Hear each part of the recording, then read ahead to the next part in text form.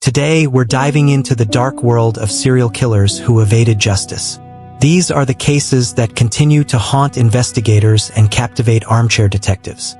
Number 1. Robert Hansen would bring part in hunting to get away from his harsh back-home life, yet as he progressed in years, his casualties went from creatures to people. The thick and rough Alaskan wild given the ideal cover to a furious and cruel executioner.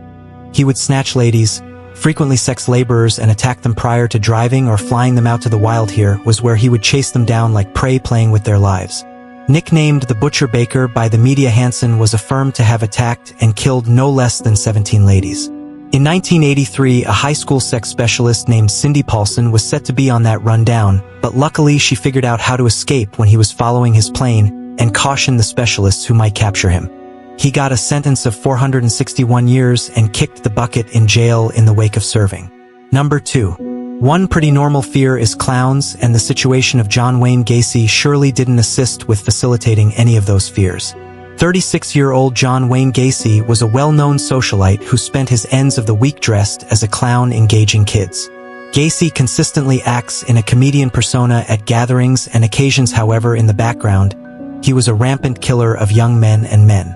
In 1978, in the wake of thinking the police were onto him, a distrustful Gacy would admit his violations to his legal counselors. The police had what they expected to look through his home, where they would find a few remaining parts in his unfinished plumbing space. 29 bodies covered in that place of his on Summerdale, a wrongdoing of horrible extents in the unfinished plumbing space under bodies covered with lime and encased in plastic, uncovered a couple of days before Christmas and conveyed into the December cold. He was accused of the homicide of 33 young fellows and would burn through 14 years waiting for capital punishment prior to being executed by deadly injection. Number 3.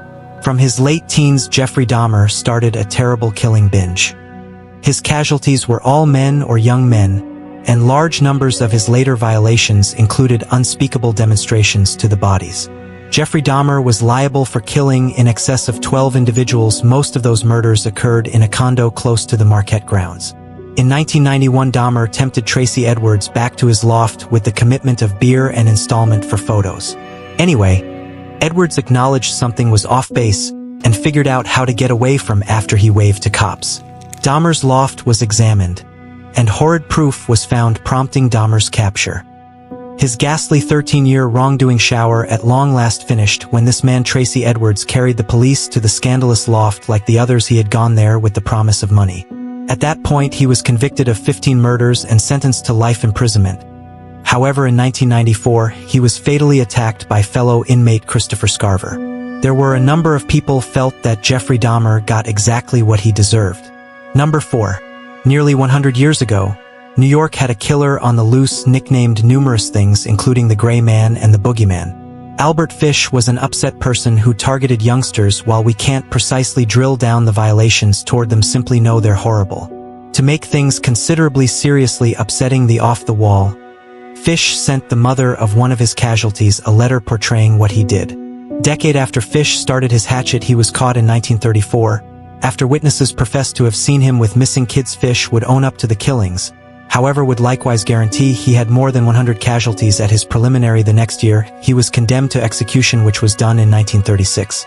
Number 5.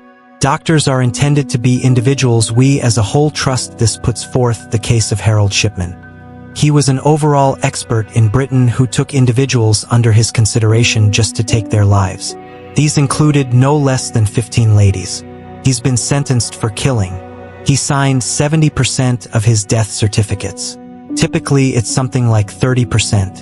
In 1998, one of his patients unexpectedly died, and a will, one that the family didn't know anything about, gifted a ton of money to Shipman. Police explored the specialist and found evidence of forgery. He falsified computerized medical records. He entered bogus data on his victims' death certificate and deceived their families. Upon additional assessment, they found that a significant number of his patients appears to pass from excesses of diamorphine. In 1999, Shipman was accused of the homicide of 15 patients, of whom were more older ladies. He was condemned to life in jail, and in the outcome, there were believed to be upwards of 250 casualties. He ended his own life in his cell. If you found this video intriguing, don't forget to like, subscribe, and hit the notification bell for more deep dives into the world's darkest mysteries. Let us know in the comments which unsolved case fascinates you the most. Thanks for watching. Stay curious, stay safe, and we'll see you in the next video.